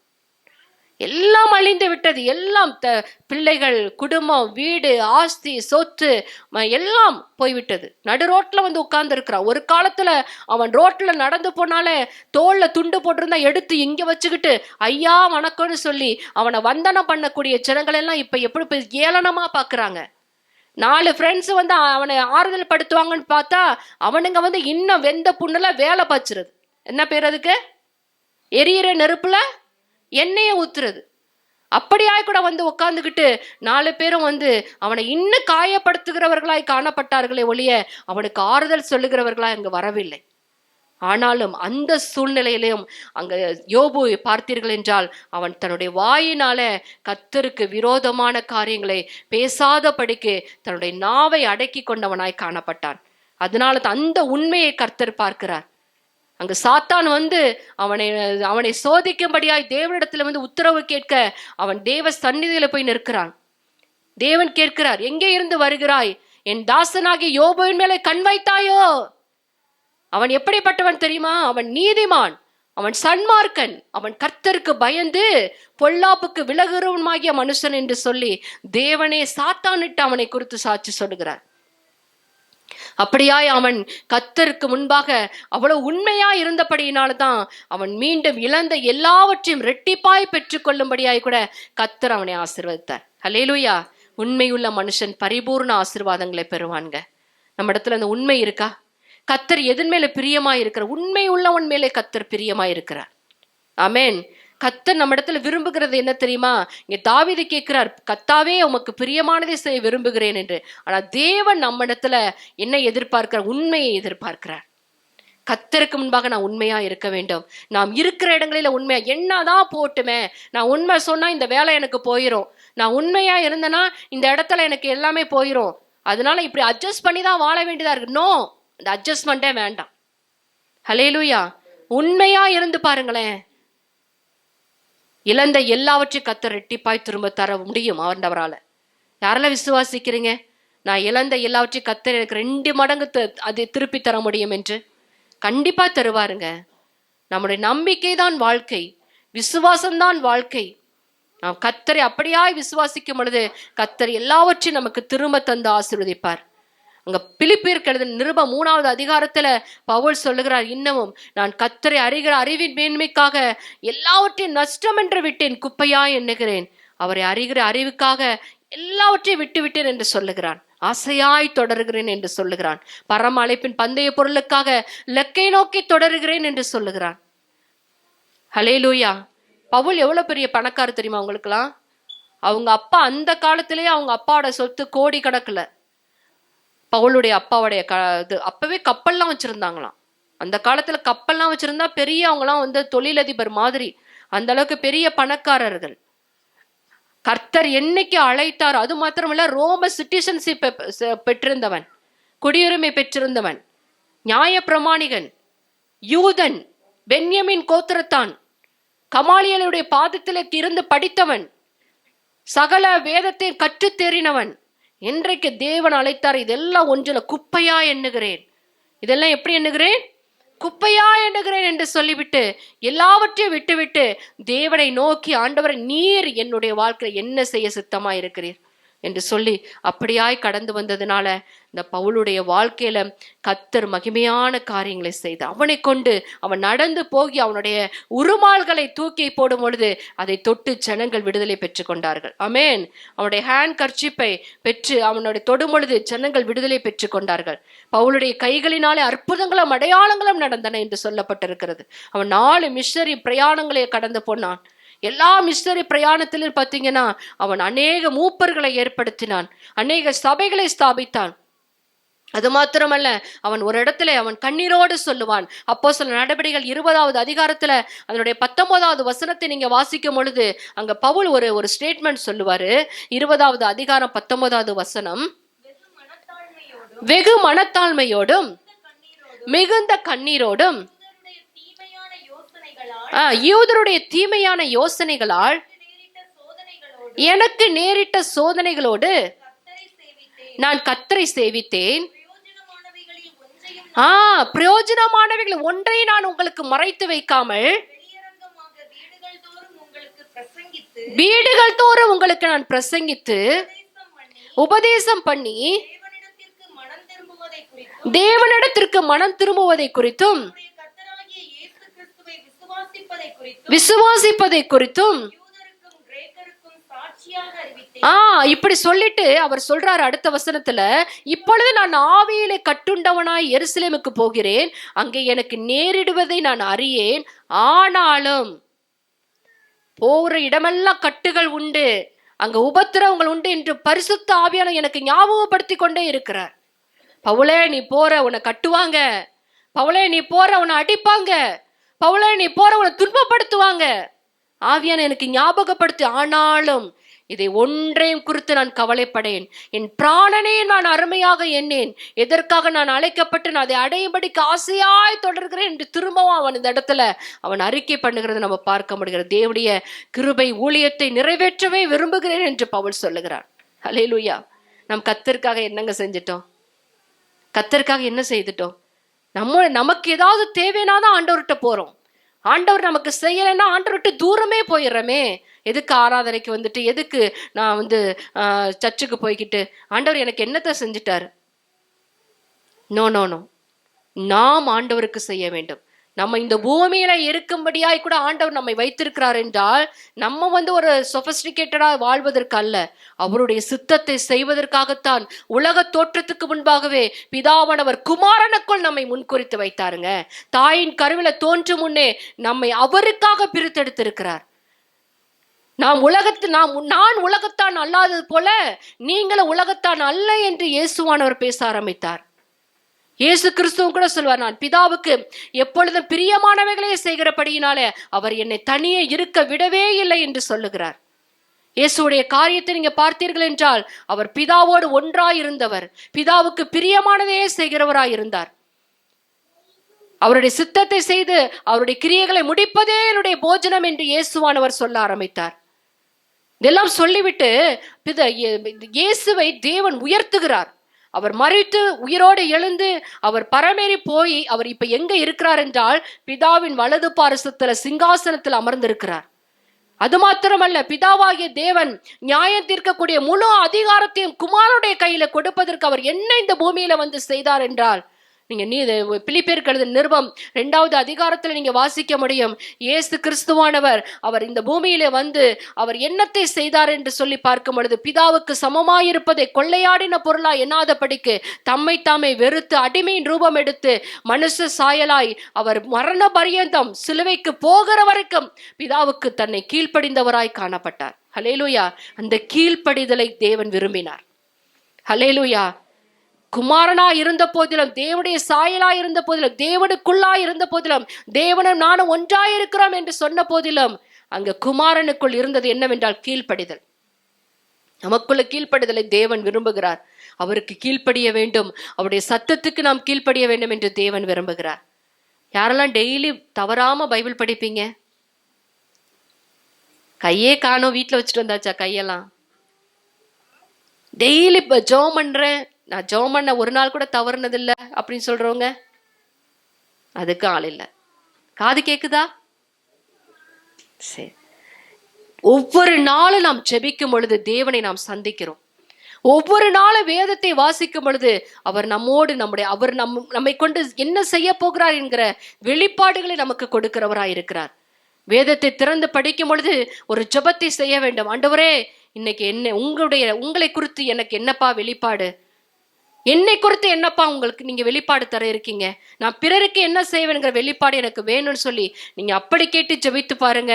வேதத்தை திறக்கும் பொழுது கர்த்தர் உங்களோடு பேசுகிறதை நீங்கள் உணர்ந்து கொள்ள முடியும். இந்த நாள் எதற்கு என்கிற நிச்சயத்தை கர்த்தர் உங்களுக்கு வெளிப்படுத்துவார்.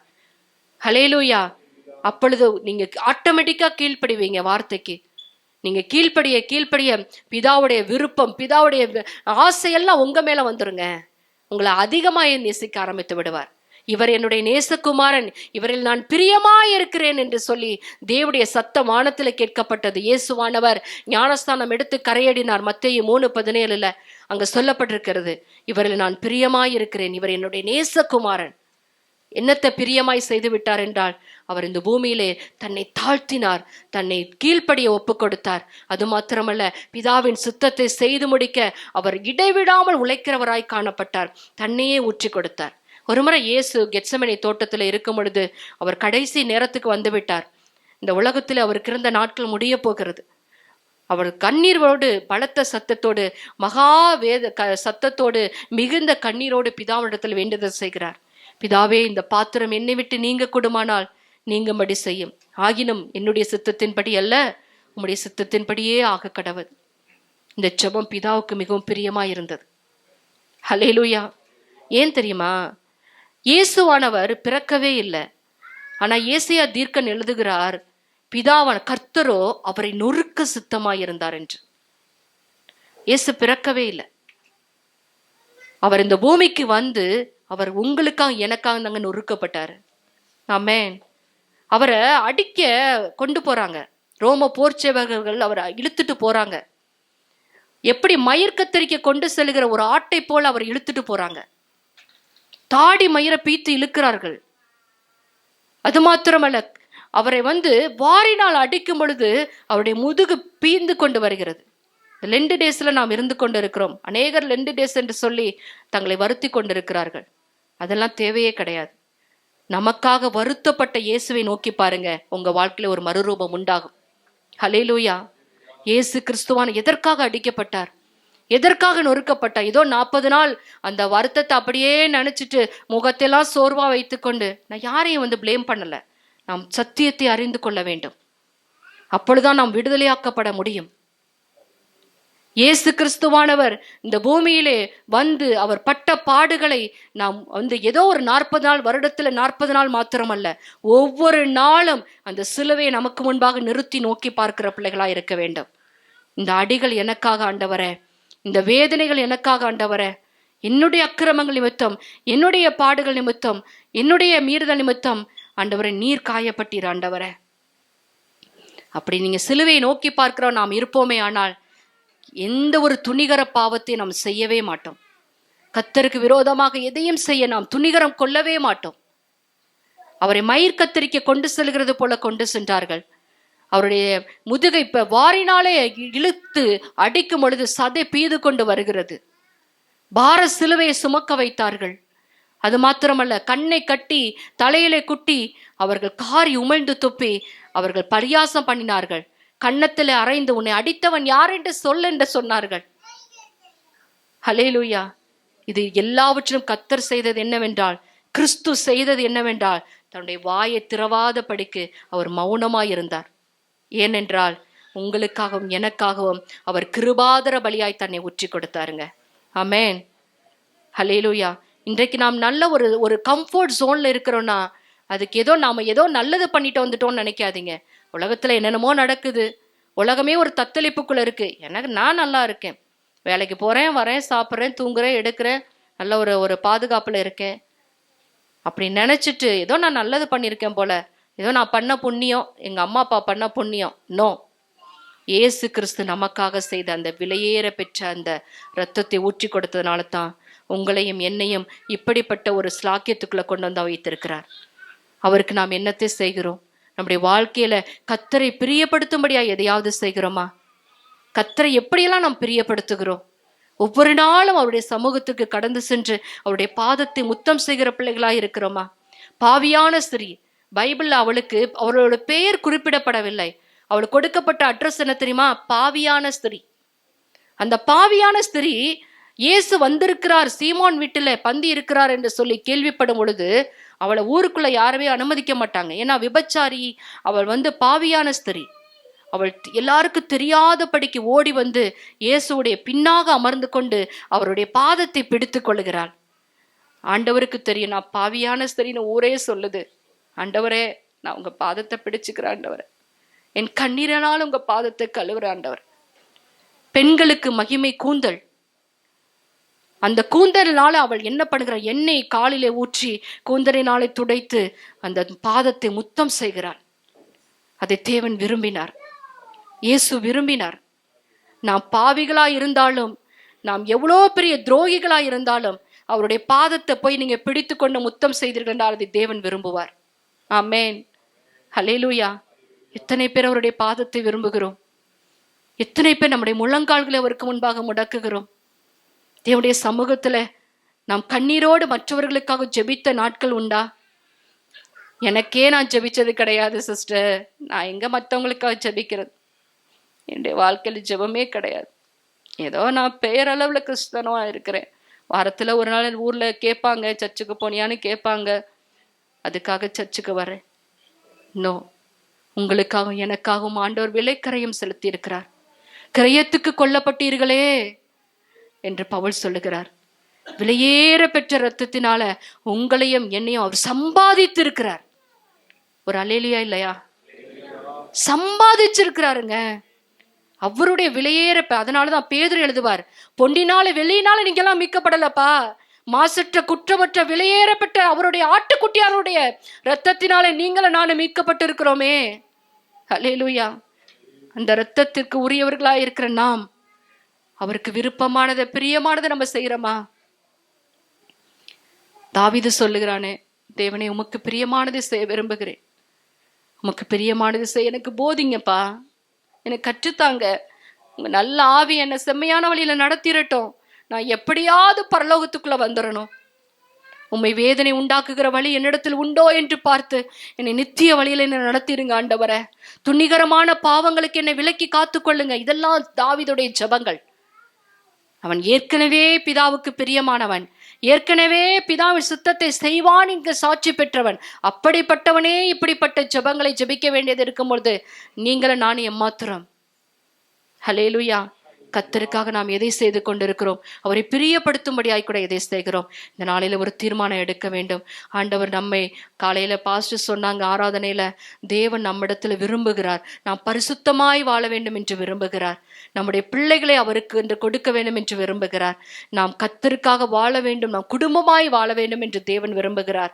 அட்லீஸ்ட் ஒரு நாளைக்கு ஒரு 10 நிமிஷமாவது தேவ சமூகத்துல நம்மை அடக்கி ஒடுக்கி உட்கார்ந்து அவருடைய முகத்தை நோக்கி பார்ப்போமே, ஆனால் அவருடைய கண்ணுக்குள்ள உள்ள கிருபையை நமக்கு தந்துருவாருங்க. ஆமே. நோவாவுக்கு கிடைத்த கிருபை அவருடைய கண்களில் உள்ள கிருபையை அவன் பெற்றுக்கொண்டான். இந்த உலகத்துல இருக்கிறதெல்லாம் நம்மை ஒரு நாள் கைவிட்டு விடும், ஆனால் நம்மை படைத்த தேவன் ஒரு நாளும் நம்மை கைவிட மாட்டார்.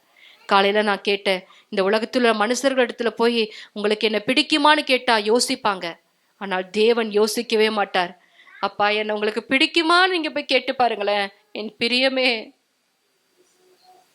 அப்படிதான் கூப்பிடுவார். அல்லேலூயா. நமக்காகத்தானங்க அவர் இந்த உலகத்தை படைத்து கொடுத்தார். பூமியோ மனுபுத்திரனுக்காக கொடுக்கப்பட்டிருக்கிறது. இந்த உலகத்தை படைத்து எல்லாவற்றையும் பார்த்து பார்த்து பார்த்து பார்த்து படைக்கிறார். மரங்கள், செடிகள், கொடிகள், பழங்கள், விலங்குகள், பறவைகள், மீன், மச்சங்கள், கடலில் வாழ்கிற மச்சங்கள் எல்லாவற்றையும் படைத்து விட்டு மனிதனை படைக்கிறார். ஆதாம் இங்க வா, இது எல்லாத்தையும் நீ ஆண்டுகொள், இது எல்லாவற்றின் மேல உனக்கு நான் அதிகாரத்தை கொடுக்கிறேன். ஹல்லேலூயா. இதெல்லாம் உனக்கு தான், எல்லாவற்றையும் நீ ஆண்டுகொள், இதை உனக்கு கீழ்ப்படுத்துகிறேன். எதெல்லாம் தேவன் கீழ்ப்படுத்தி அவனை ஆண்டு கொள்ளும்படியாய் கூட வைத்தானோ, என்றைக்கு பாவம் செய்து மனிதன் தேவனை விட்டு தூரம் போனானோ அதையெல்லாம் தெய்வமாக்கிட்டாங்க, படைத்த தேவனை விட்டுட்டான். ஹல்லேலூயா. தேவன் கோபப்பட்டார், வருத்தப்பட்டார், மனஸ்தாபப்பட்டார், விசனப்பட்டார். நான் மனிதனை அழிக்க போகிறேன். முதல் நியாய தீர்ப்பு உலகத்திலே கடந்து வருகிறது. ஒரு மனிதனுடைய காரியத்தை தேவன் நோக்கி பார்க்கிறார். அவன்தான் நோவா.